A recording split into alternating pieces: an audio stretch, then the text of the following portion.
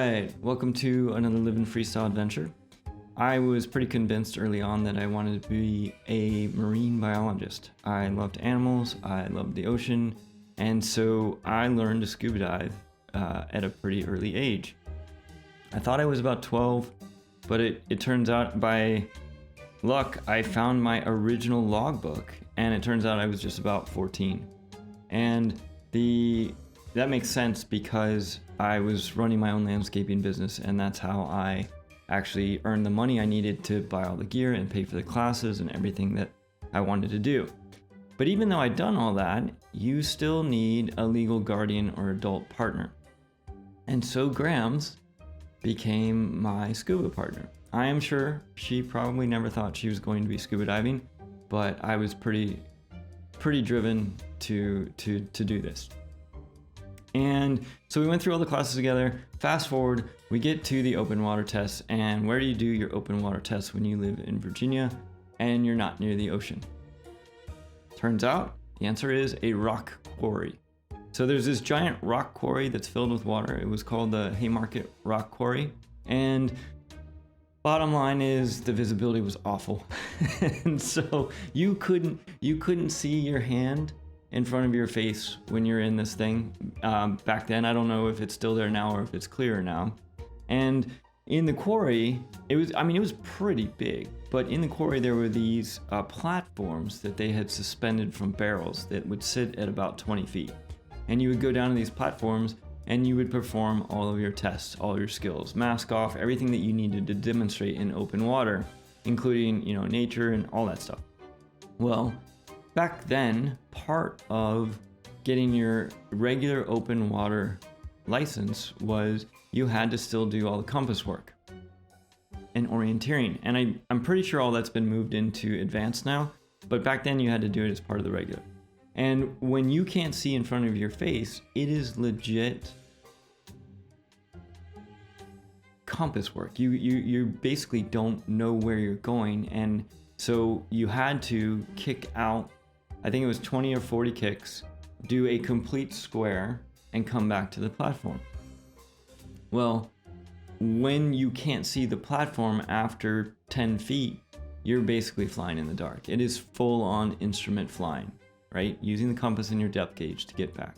Well, we basically knew that Grams was not great with the compass, so I was going to be doing the compass work, and Grams was going to handle the depth gauge.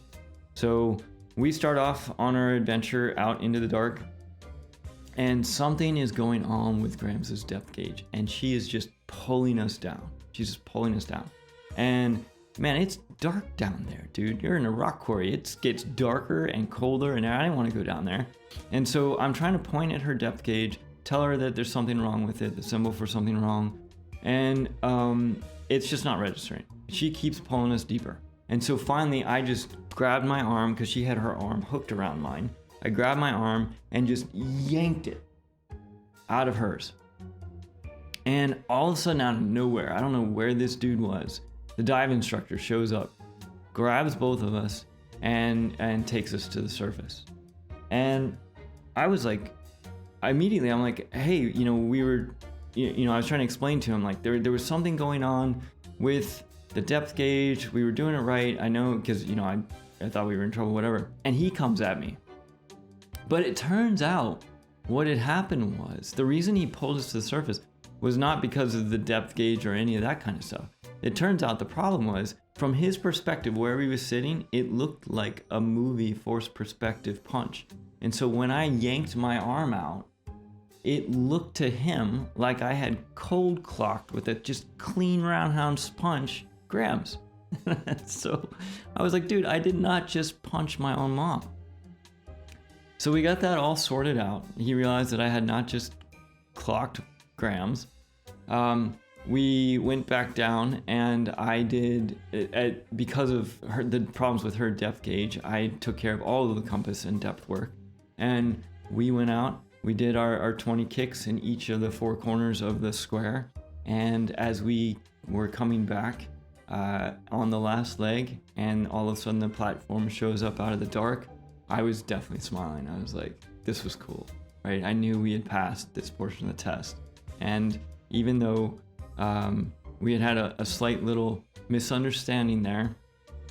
That is a quick story of how we eventually passed our open water scuba test, and how I perceivedly the closest I got to ever punching Grams, which was a total misunderstanding. But eventually, after we passed that test, I did get a chance to go on and do a bunch of fun scuba diving as well. And eventually, Uncle Spud became my partner after he got his scuba permit or license as well. So thanks for checking it out. Don't punch your mom underwater, and everything will be all right. Sweet. Later.